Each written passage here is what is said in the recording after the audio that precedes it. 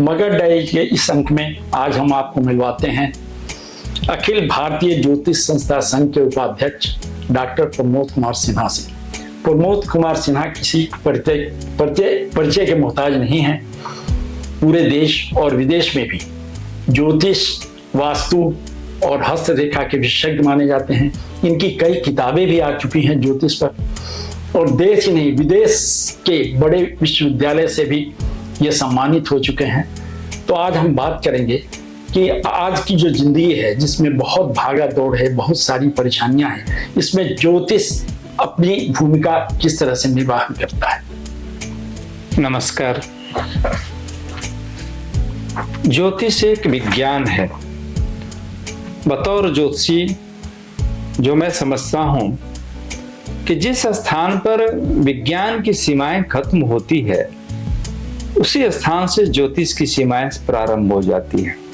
ज्योतिष का मतलब ज्योति का मतलब प्रकाश, शास्त्र का मतलब है प्रकाश देने वाला शास्त्र। यह शास्त्र वैदिक काल से इस शास्त्र के ज्ञान हमारे पूर्वजों ऋषियों के पास थी, जिसकी चर्चा वेदों में, उपनिषदों में, पुराणों में हर जगह देखने को मिलता है।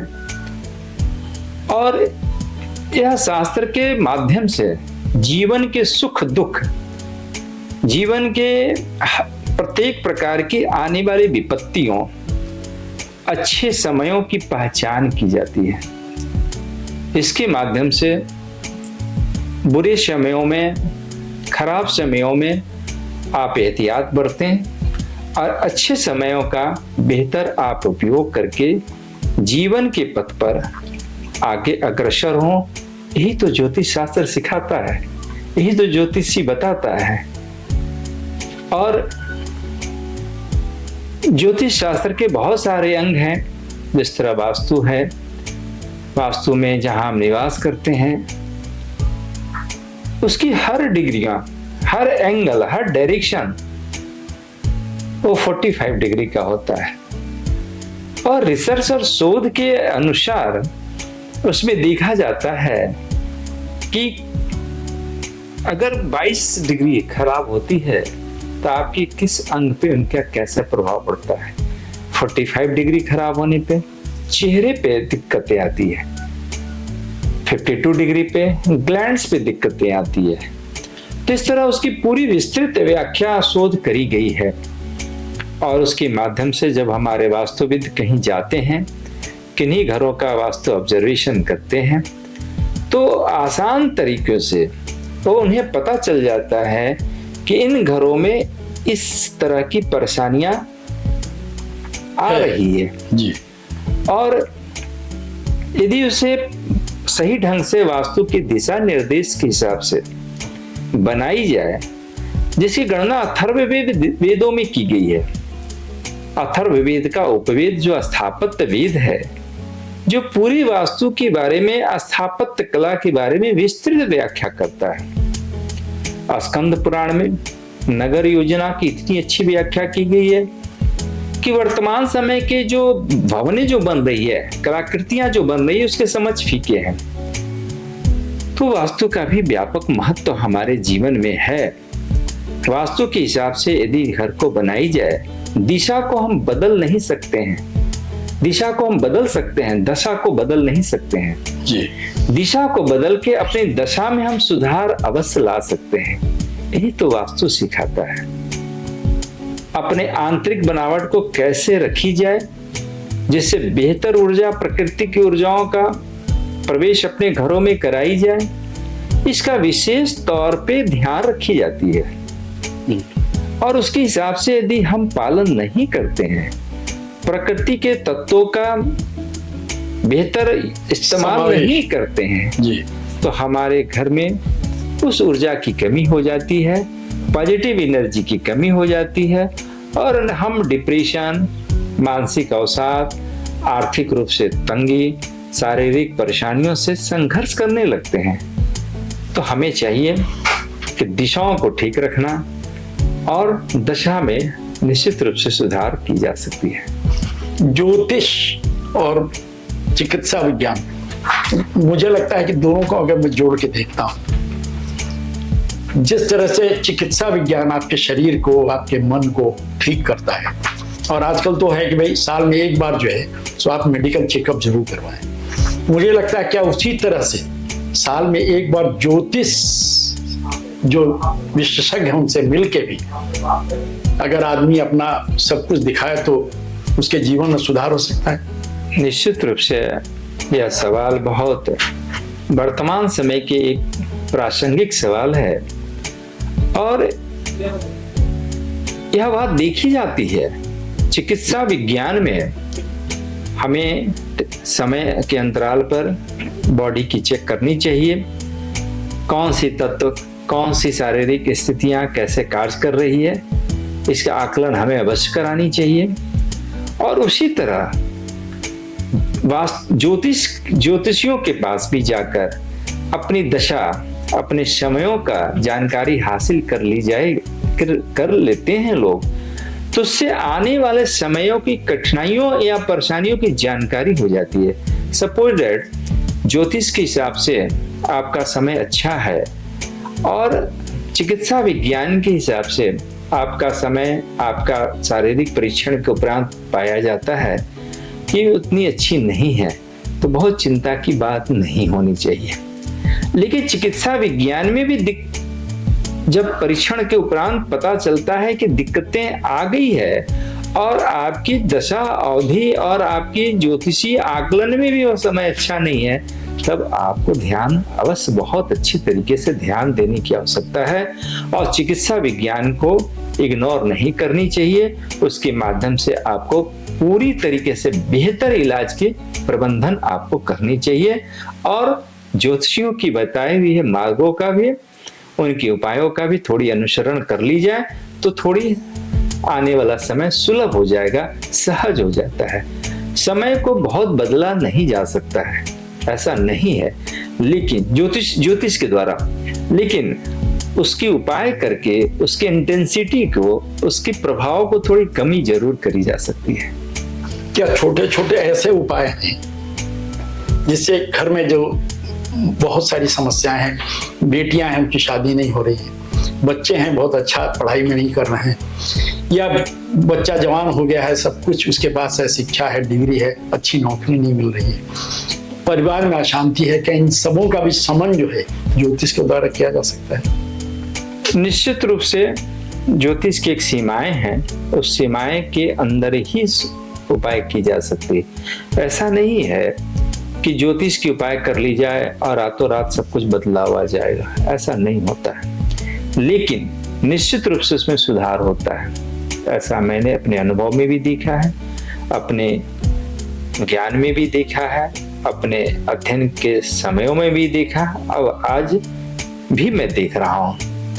जैसे बच्चा पढ़ाई में मन नहीं लग रहा है या डिप्रेशन की स्थिति में है, तो उस स्थिति के लिए वास्तु के हिसाब से उनके जहाँ पढ़ने की व्यवस्था है उनका चेहरा उत्तर की तरफ करी जाए तो निश्चित रूप से उनकी जो अवसाद है उसमें कमी आ जाती है।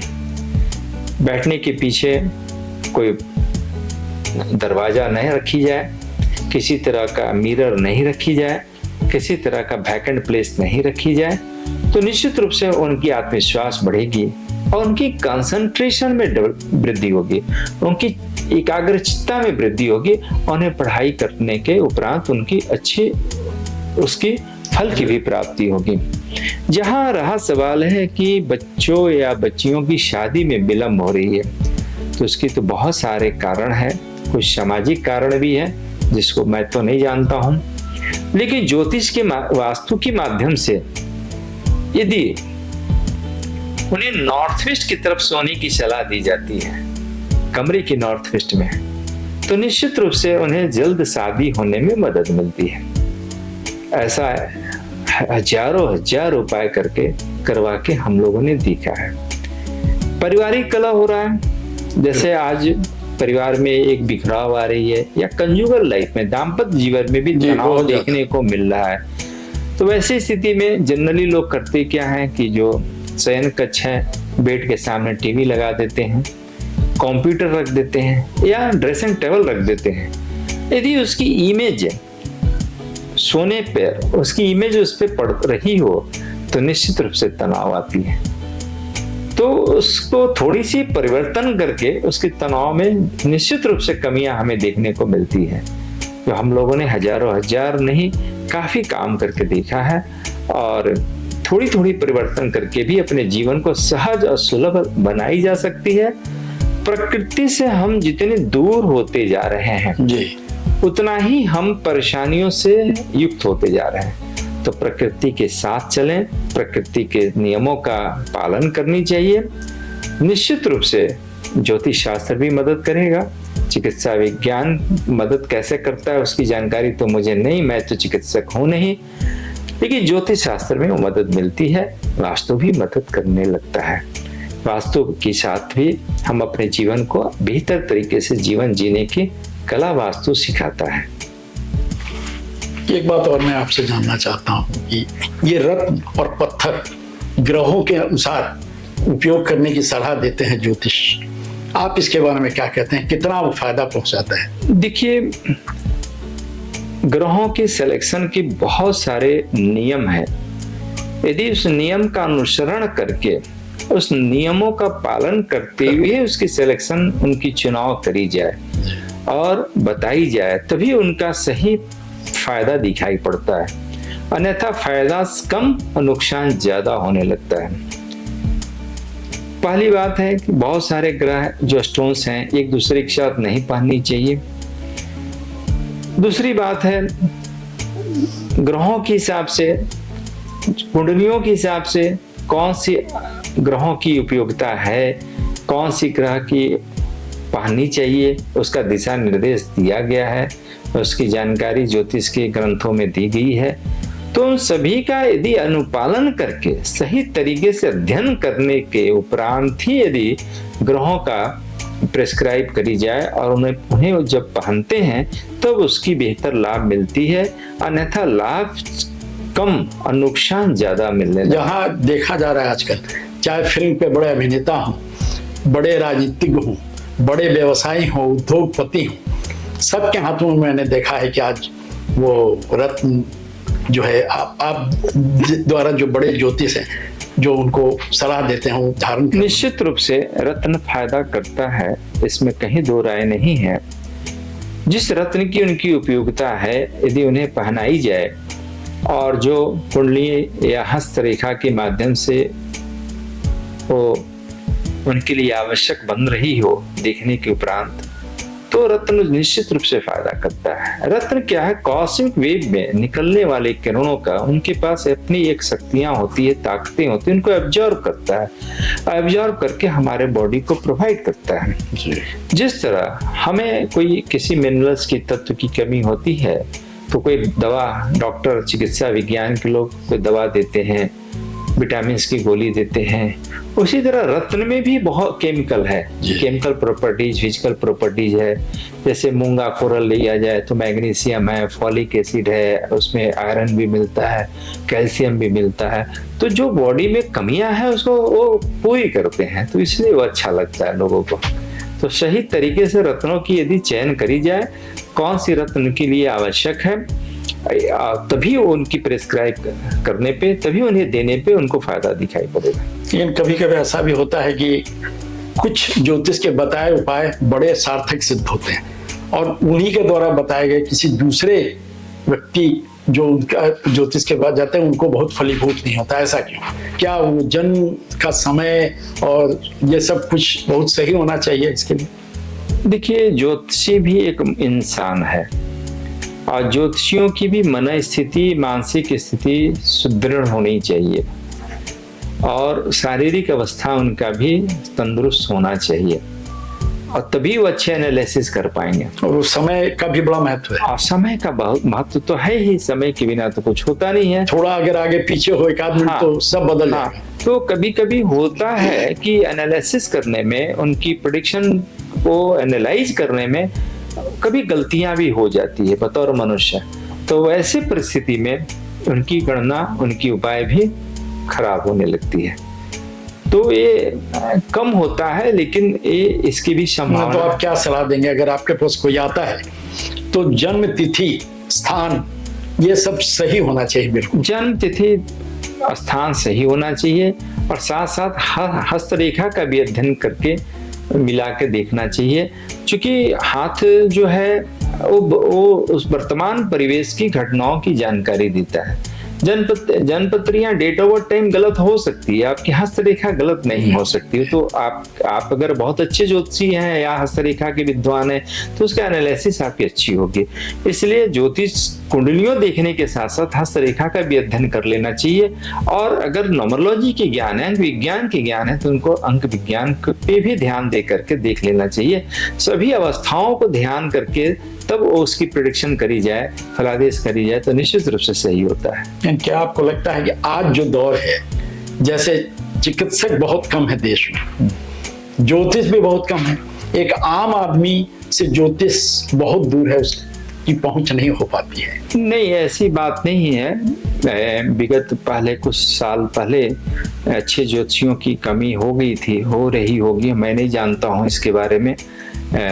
लेकिन वर्तमान समय में बहुत शोध हो रहा है एस्ट्रोलॉजी पे, बहुत लोग काम कर रहे हैं, हर वर्ग के लोग काम कर रहे हैं और बहुत रिसर्च कर रहे हैं। जैसे हार्ट डिजीज पे रिसर्च करी जा रही है, कैंसर पे रिसर्च करी जा रही है, ज्योतिष वास्तु के माध्यम से आपको डायबिटीज पे करी जा रही है, दमा पे करी जा रही है। तो हर बीमारियों पे लोग अलग अलग एक्सपर्ट लोग, ज्योतिषी लोग इस पे कार्य कर रहे हैं और उसका अच्छा रिजल्ट भी दिखाई पड़ रहा है और वो अच्छे कार्य को लोग, उसका लाभ भी लोगों को मिल रहा है। तो ऐसा नहीं है कि अभी वर्तमान समय में अच्छे ज्योतिषी नहीं है, अच्छे ज्योतिषी की कमी है। और ये तो बात हमेशा है कि मान लिया जाए कोई बड़े डॉक्टर हो जाते हैं, बहुत अच्छी उनकी पढ़ाई होती है, तो उनकी अनुभव बहुत अनुभव वाले होते हैं और कोई कम अनुभव वाले होते हैं, तो वहाँ भी अंतरें आती है। उसी तरह यहाँ भी अंतरें आती रहती है। तो जिनकी अनुभव है और जिन्हें रिसर्च लेवल पे काम किया है, जो वर्तमान 2001 से चली आ रही है, बहुत रिसर्च करी जा रही है, हर डेटा पे 1 लाख डेटा पे हम लोग रिसर्च कर रहे हैं, चाहे ज्योतिष के माध्यम से करी जाए, वास्तु के माध्यम से करी जाए, बॉडी के एनाटॉमी पे करी जाए, बॉडी के फिजिकल सिस्टम पे, एक्सटर्नल इंटरनल ऑर्गन्स पे हम लोग काम कर रहे हैं और बहुत अच्छा उसका रिजल्ट हम लोग दे रहे हैं और बहुत अच्छा रिजल्ट हम लोग को दिखाई पड़ रहा है। आपने बहुत सारी किताबें भी लिखी हैं, आप कुछ 2-4 किताबों के नाम बताइए जो उपलब्ध हों। स्टोन पे भी मेरी किताबें हैं जो काफी प्रचलित किताबें रही है, जो स्टोन कैसे काम करता है, अग्रह नक्षत्र के आधार पे रत्नों की कैसे पहचान करी जाए। ये किताब काफी पॉपुलर मेरा रहा है और सुखद उपाय पे किताब है। छोटे छोटे जो उपाय जो होती है, जो जीवन में हर लोग बड़े उपाय तो नहीं कर सकते हैं, तो छोटे छोटे उपाय करके अपने जीवन को कैसे बेहतर बनाई जा सकती है, उस पर सुखद उपाय किताब मैंने लिखा था और वो काफी पॉपुलर किताब रहा पूरे इंडिया में। और वास्तु से सुधाव पाओ धन अपार 2008 में लिखी गई थी मेरी किताब और वो किताब तो अब उसका नाम दूसरा बन गया है और वो किताब भी बहुत पॉपुलर रहा था। और फिर उसके बाद secret of griha vastu, secret of commercial vastu और बहुत सारे इस तरह की किताबें हैं। वास्तु पे भी किताब है, ज्योतिष पे किताब है, हस्तरेखा पे भी किताबें हमारी है। तो बहुत सारे इस तरह की किताबें। जहाँ तक मैं जानता हूँ आप ज्योतिष के बहुत अच्छे शिक्षक भी हैं, आपके काफी शिष्य भी हैं, देश में भी विदेश में भी। जहाँ तक मुझे मालूम है बहुत पहुंचे हुए और अच्छे चिकित्सक भी आपके शिष्य रह चुके हैं। 2001 से all India federation of astrologer society की जब गठन हुई 9 मई 2001 को होटल कनिष्का में, वहाँ पे astrology all India federation of astrologer society ने एस्ट्रोलॉजी की पढ़ाई प्रारंभ किया। उस समय मानव संसाधन मंत्री माननीय डॉक्टर मुरली मनोहर जोशी जी की प्रेरणा स्रोत से स्टार्ट करी गई थी, प्रारंभ की गई थी और तब से आज तक 2008 तक मैंने सभी विषयों की पढ़ाई अकेले कराई। सुबह 10 बजे मुझे याद है, उससे लेकर 6 बजे शाम तक मैं हर क्लास लेता था और प्रत्येक क्लास उस समय 1.5 घंटे का होता था। 2003-02 में मुझे बेस्ट टीचर्स ऑफ इंडिया का अवार्ड मिला था, जो मैं उस समय का इकलौता टीचर था जो सभी विषयों की पढ़ाई मैं कराता था। ज्योतिष, वास्तु, हस्तरेखांक, ज्योतिष, जितनी सारी विषय थी मैं पढ़ाई, क्योंकि उसमें टीचर नहीं हुआ करते थे, लोग नहीं थे, इसकी जानकारी कमी थी। और उसके बाद ये क्रम चलता रहा और उसी विषय में मेडिकल एस्ट्रोलॉजी मेरी स्पेशलाइजेशन रही, मेरी शौक रही है कि चिकित्सा विज्ञान को ज्योतिष के माध्यम से कैसे कंबाइन करके देखी जाए और ज्योतिष के माध्यम से बीमारियों को कैसे पहचाना जाए या वास्तु के माध्यम से बीमारियों को कैसे जाना जाए। तो उस लेकर के मेरी जो शौक थी जो मेरी कार्य में बदली, और तब जाकर के जब यहाँ पे क्लास जब स्टार्ट हुआ तो बड़े अच्छे अच्छे डॉक्टर, जो मैं नाम तो नहीं लूँगा लेकिन अब इस दुनिया में है भी नहीं, बहुत सारे डॉक्टर तो इस दुनिया में नहीं हैं और मैं उन्हें आपके शिष्य रहे? हाँ शिष्य रहे, लेकिन मैं उन्हें पिता तुल्य मानता था।